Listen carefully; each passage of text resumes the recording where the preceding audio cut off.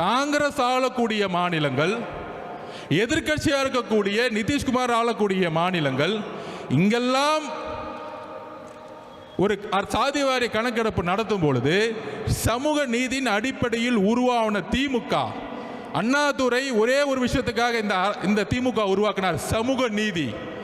சமூக நீதியின் அடிப்படையில் உருவாக்கின திமுக அதோடைய வழித்தொண்டில் வந்த கலைஞருடைய மகனாக இருக்கக்கூடிய திரு மு.க. ஸ்டாலின் அவர்களுக்கு சாதிவாரி கணக்கெடுப்புனால என்னன்னே தெரியல.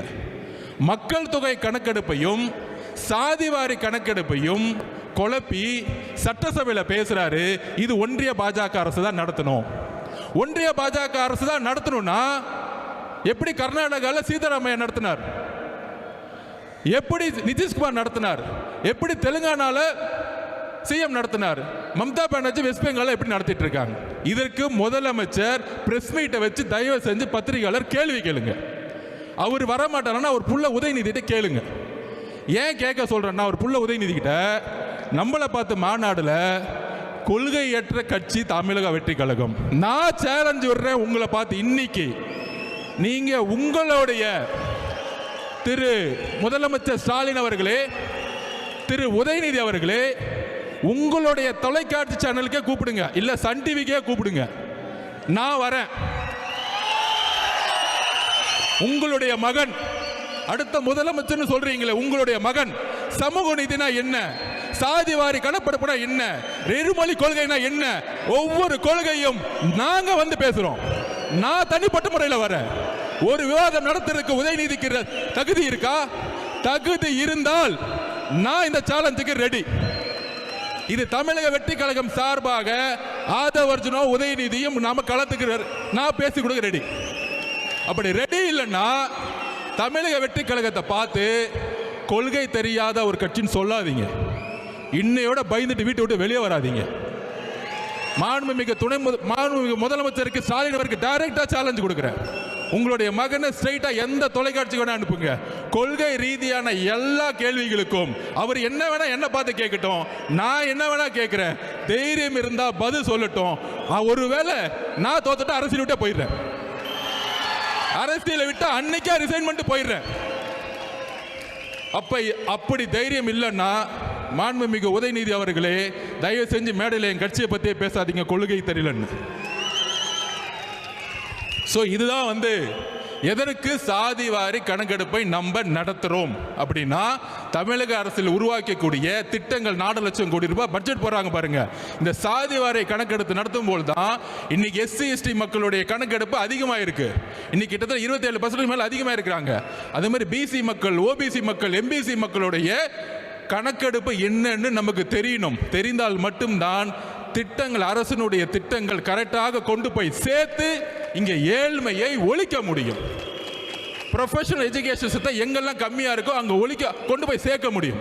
இதுக்கு தான் சாதிவாரி கணக்கெடுப்பு நடத்தணும்னு நம்ம எளிமையாக மக்கள்கிட்ட நம்ம கேட்குறோம். நம்பர் 1 இப்போ புரிஞ்சிச்சுன்னு நினைக்கிறேன். முடிஞ்சா புரியலன்னா மாண்புமிகு முதலமைச்சருக்கு நான் தனிப்பட்ட முறையிலையோ எங்கள் கட்சியிலேருந்து நாங்கள் பேசுறது கூட ரெடியாக இருக்கிறோம். ஏன் சாதிவாரி கணக்கெடுப்பு நடத்தணும்னு அது புரியாது இல்லை, மக்களை ஏமாத்துறது. அவருக்கு தெரிஞ்சதெல்லாம் ஒன்று தான். நம்ம அண்ணன் சொன்ன மாதிரி SST Stalin sir tax 30% commission அடிக்க மட்டும்தான் ஸ்டாலின் சார் ஐயா அவருக்கு தெரியும். வேற ஒன்றுமே தெரியாது. பட்ஜெட்டில் 30% அடித்து 1.5 லட்சம் கோடி ரூபாய் எப்படி அடிக்கிறது மட்டும்தான் அவங்களுடைய குறிக்கோள். அப்போ இன்னைக்கு அடுத்த பிரச்சனை என்ன நம்ம குரல் கொடுக்குறோம்? சட்டம் ஒழுங்குடைய பிரச்சனை. சட்டம் ஒழுங்கோட பிரச்சனை என்ன? இன்னைக்கு நம்ம வரும்போது நம்ம அண்ணன் கிட்ட இருந்து அறிக்கை ஒன்று வந்திருக்கோம்.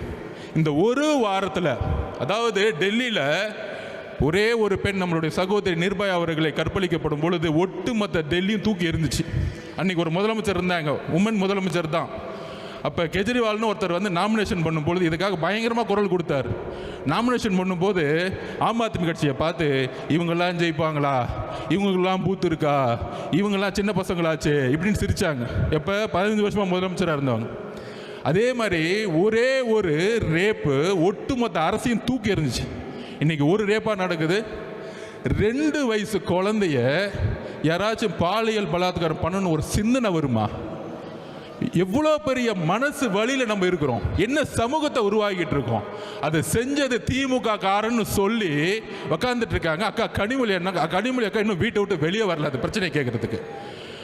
அதுக்கப்புறம் உதயநிதி அவர்கள் வரல, முதலமைச்சர் ஸ்டாலின் அவர்கள் அது பத்தியே பேசல.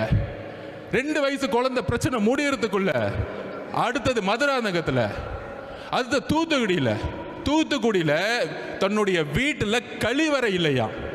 இதுதான் தமிழ்நாடு முன்னேறிய மாநிலமா? இதுதான் திராவிட 2.0வா? ஒரு கழிவறை இல்லாத ஒரு கிராமத்தை உருவாக்கிய ஒரு முட்டாள் முதலமைச்சர். இதுக்கு மேல சொல்றதுக்கு கோபமான வார்த்தைகள் எனக்கு இல்லை கிடையாது.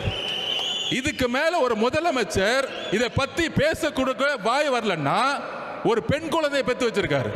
அப்ப ஒரு முதலமைச்சர் இன்னைக்கு 12ஆம் கிளாஸ் குழந்தை காலையில் எந்திரிச்சு காலை கடனை கடக்க கூட முடியாத வெளியில ஒரு கழிவறை அற்ற ஒரு மாநிலம் அது. நம்ம என்ன பீகார்ல இருக்கிறோமா, யூபியில் இருக்கிறோமா? கழிவறையே இல்லாத ஒரு மாவட்டமும் கழிவறை இல்லாத கிராமங்கள் எத்தனை இருக்குன்னு முதலமைச்சருக்கு தெரியுதா இல்லையான்னு தெரியல.